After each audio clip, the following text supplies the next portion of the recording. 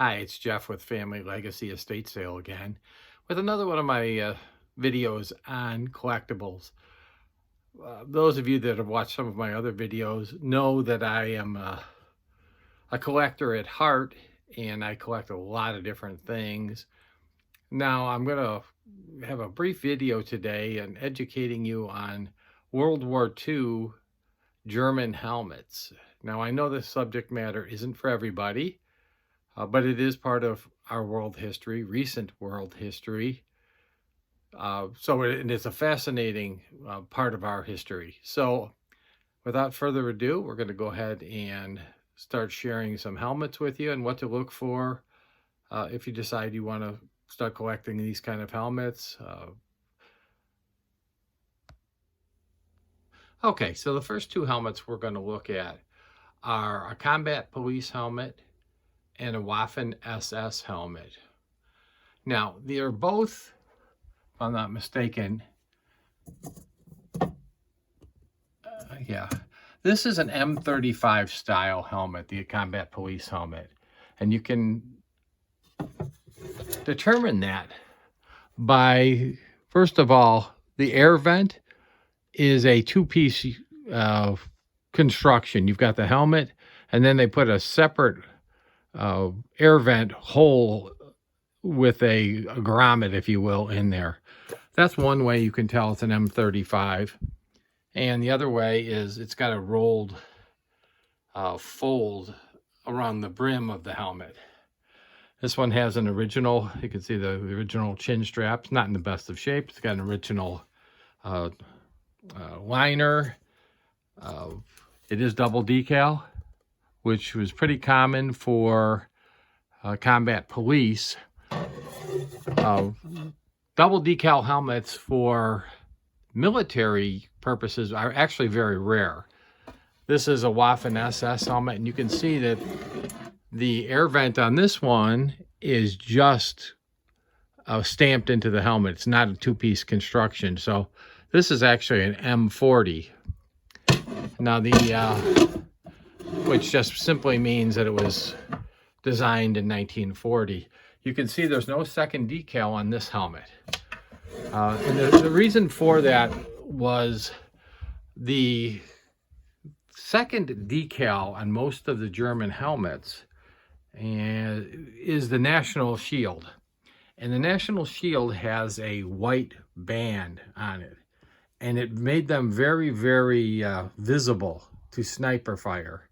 So during the war, they were given a directive to scrape that second decal off or paint over it. So finding a original double decal helmet is actually very, very hard to find. The next two helmets, they look virtually identical, but they're not. What you've got there is a Kriegsmarine helmet, typically used on shore batteries, but they were part of the Kriegsmarine or the Navy. And the way you can tell that is that eagle is gold, as opposed to the next helmet, which is a Wehrmacht Army helmet, and the eagle is actually silver.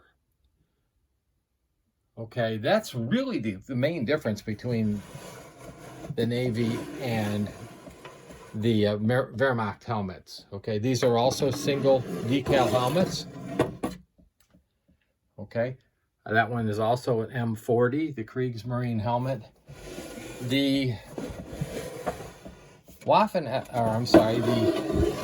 the Wehrmacht helmet, though, it's got a nice liner inside it. Sometimes you find the name of the original soldier that had the helmet inscribed on it, which is also kind of a neat thing. So for the Kriegsmarine and the Wehrmacht helmets, very, very similar. The next two helmets, this is a municipal, like a police helmet. It's a lighter steel. This actually was in a display in a post office in Poland until I received it about 10 years ago. This is like an apple green color. So this was a part of the SS, but it wasn't a combat unit because it is a lighter metal. And you can see it's got that second decal on it, which is, like I said, in the field during combat, they didn't want people having that second decal on there. The next helmet is a Luftwaffe helmet, which is Luft is air, so this is an Air Force helmet. Now this one's an M42 style, and the main way you can tell that is if you look at the brim, the metal isn't folded under like it was on the M35 and the M40. Okay, it is a combat helmet. It is single decal once again. Okay, actually the decal's in very nice condition, but they did that to save time later in the war, rather than putting the helmet through an extra process of folding the rim underneath. They just left it as a more flared look, so it actually comes down a little bit further than the M35 and M40. The next two helmets are also more municipal. Luftschutz. This is a combat Luftschutz helmet. It is lighter than a regular combat helmet, but it is heavy for a Luftschutz helmet. And this is basically what you'd equate to maybe like a U.S. civil defense kind of organization. Okay, once again, it's got a nice liner inside. But that's what Luftschutz was. It's more of a civil defense type of organization. And then this one is a police helmet. Okay, you can see it's got two salt shaker type air vents. It's got the swastika. It's got a very similar logo to the combat police, if you remember that one first I showed you.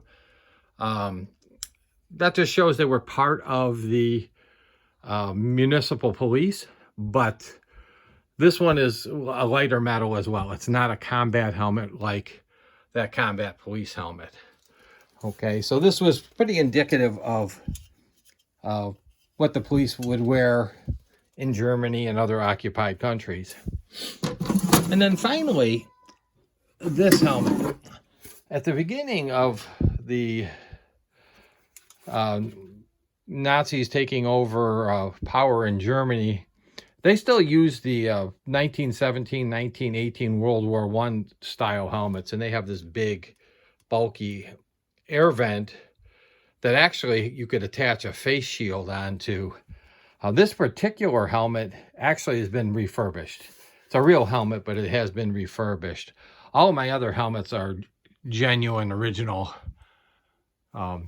paint and liners, but this one was refurbished. They did a nice job, but I decided to purchase this just because I wanted to have that style, and I wasn't a big fan of it to begin with, so I went ahead and bought that. But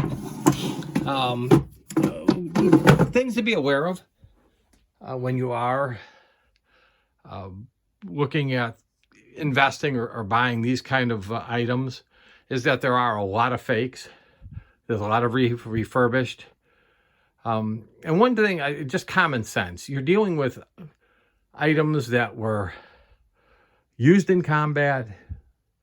They were beat up. I mean, if it looks too good to be true, condition-wise, it's probably been refurbished. Whether it's the liner, the chin strap, paint, the helmet's been repainted. If you just pick up the helmet and smell it, if it smells like paint, it's been recently painted.